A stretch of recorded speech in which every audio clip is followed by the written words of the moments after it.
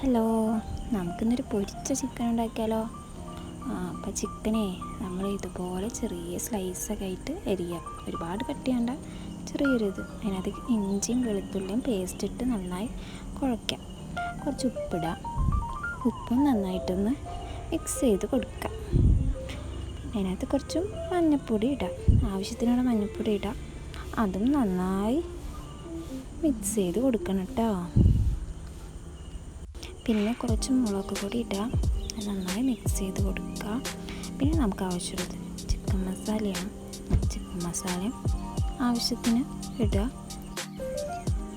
Chicken masala ഇട്ട് നന്നായിട്ട് mix ചെയ്ത് കൊടുക്കാം. അതൊരു 10 മിനിറ്റ് നമുക്ക് ഫ്രിഡ്ജിൽ വെച്ച് തണുപ്പിക്കാം. എന്നിട്ട് നമുക്ക് നല്ല വറുത്ത് മുരിഞ്ഞ ചിക്കൻ പൊരിച്ചതാക്കിയിട്ട് ഇങ്ങനെ ഒന്ന് ട്രൈ ചെയ്ത് നോക്കണേ.